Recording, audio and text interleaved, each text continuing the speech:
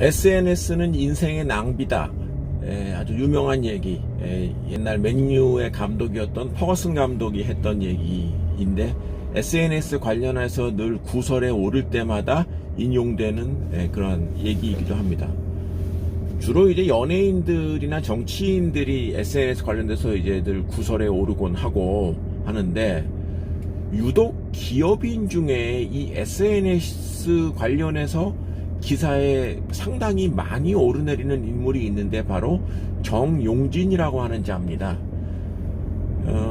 이 인간은 뭐 아시다시피 재벌 3세죠. 재벌 3세이고 지금 이마트를 이제 운영하고 있는 신세계 집안의 아들인데, 이 사람이 그 SNS를 굉장히 많이 이용을 하는데, 그거야 뭐 이 사람 자유니까 뭐라고 할 수는 없는데 상당히 구설에 많이 오르내리는 인물입니다.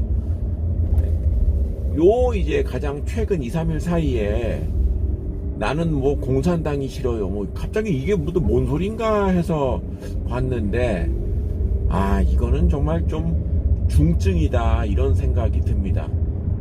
이게 뭔 일 때문에 이 말이 나왔나 봤더니 무슨 빨간 지갑을 이렇게 들고 있었나 보더라고요. 어떤 사람이 빨간 지갑을 선물을 했는지 해서 이제 같이 이제 그 사람하고 찍은 사진을 올렸는데, 그러니까 그렇게 SNS를 올렸으면 끝 아닙니까?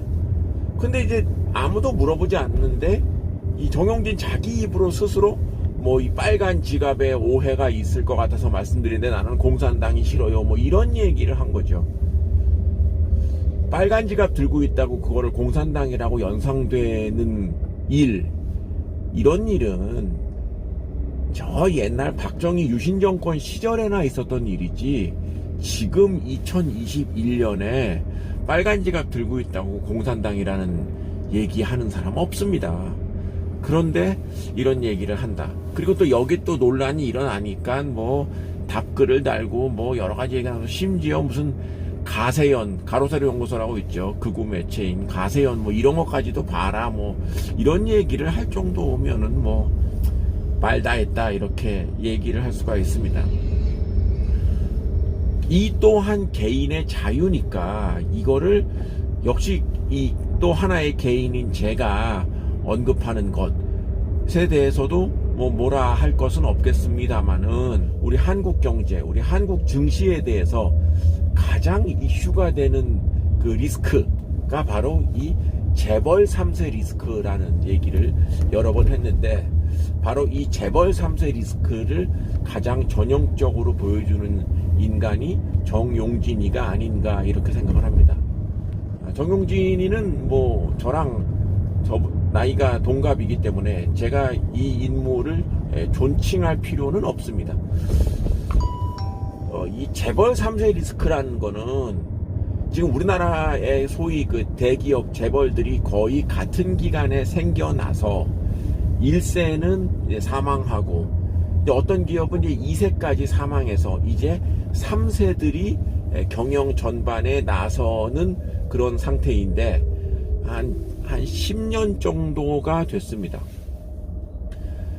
그랬을 때 어차피 경영권 소유와 경영을 분리한다, 경제민주화다 이런 얘기는 먼 얘기이고 당장에 실현되기 어려운 일이기 때문에, 어쨌거나 이거를 갖다가 하나의 과정으로 받아들여진다면 3세들이 얼마나 잘 경영을 할 수가 있겠는가.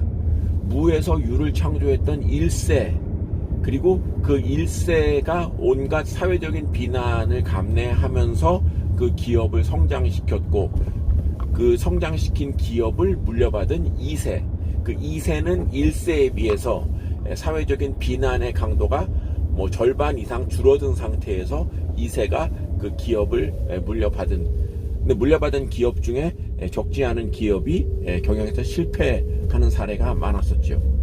그런데 실패하지 않고 살아남은 상황에서 3세가 경영을 하게 되는데, 이 3세라는 인물들은 1세나 2세들이 받았던 이 재벌에 대한 좀 그 비판의 시각에 거의 자유로운 성장 과정 중에 별다른 뭐 제재가 없는 아주 편안하게 큰 이런 인물들인 것이죠.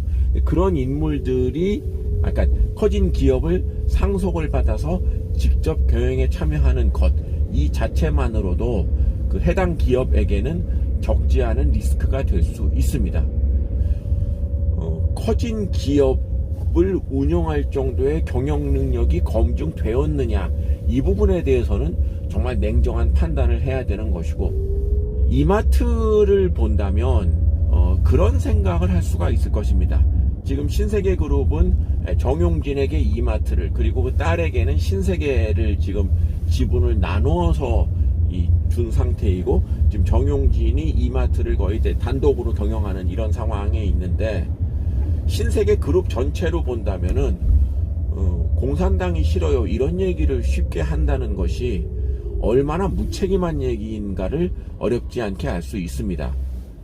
물론 이마트가 중국에서 뭐 철수를 한 상태에 있어서 중국에 대한 감정이 좋지 않다, 이 정도는 뭐 감안할 수가 있겠지만, 그 이외 신세계, 특히 화장품이나 패션 쪽에서 가장 성장세가 높은 중국 시장에 대한 그 의존도가 무시할 수 없는 수준인데도, 중국이 공산당이 오랜 기간 통치하고 있는 사회라는 것은 모두가 다 아는 이 사실에 대해서 이렇게 그 옛날 어린아이가 했던 얘기 같은 얘기를 갖다가 이렇게 쉽게 한다는 것, 그로 인해서 중국 관련된 뭐 심지어 뭐 베트남도 마찬가지죠, 뭐 러시아도 그렇고요, 이런 지역은 아예 포기를 하는 것이냐 라는 생각을 했을 때는 참 어리석은 언행이었다, 이렇게 얘기하지 않을 수 없는 것입니다.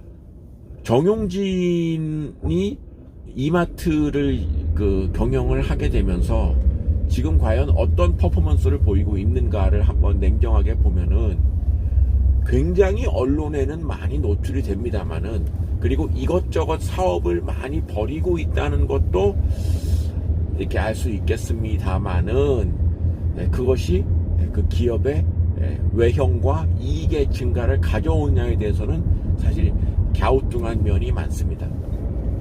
대규모의 자금을 들여서 지금 이트레이드 코리아, 이 기업을 지금 인수를 했는데, 이게 지금 이마트 전체의 지분 보유하고 있는 현금 자산보다 훨씬 큰 기업을 인수한 것, 과연 그것이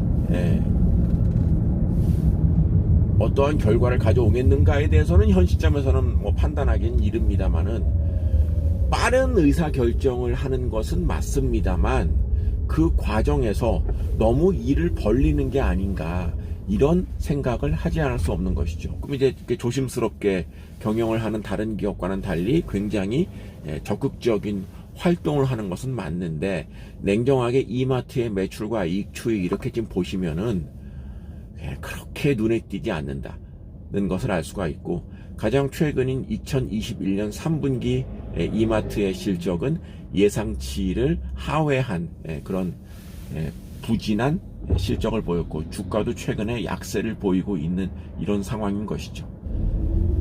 이마트의 정용진을 볼 때마다 느끼는 것은, 이 사람이 도대체 리스크를 알기나 하는가, 지금 본인이 경영하고 있는 기업의 상황을 봤을 때 이렇게 무책임하게 혹은 너무나 이렇게 자주 SNS 상으로 이렇게 구설에 올릴 일인가, 심지어 이 사람의 구설에 대해서 밑에 있는 실무자들이 고생하는 상황, 그것이 한두 번도 아니라 지금 거의 1년 내내 혹 그 이상 지속되고 있는 것, 이것이 과연 이마트 주가에 무슨 도움이 되겠는가라는 의구심을 던지지 않을 수 없는 것이죠.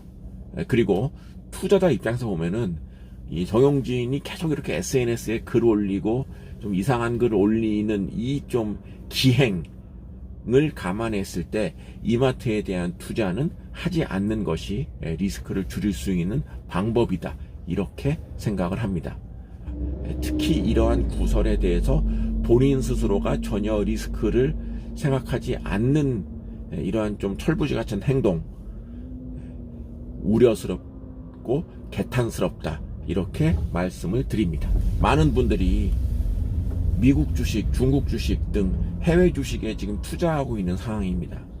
시각을 달리해 봤을 때 해외 기업의 오너가 SNS상으로 이렇게 좀 비상식적인 기행을 자주 일삼는 사례가 있는가를 한번 비교를 해 보신다면 지금 이 정용진의 좀 철부지 같은 이 행동이 얼마나 큰 위험을, 기업을 큰 위험에 빠뜨리게 할 수 있는가를 알 수 있을 것입니다.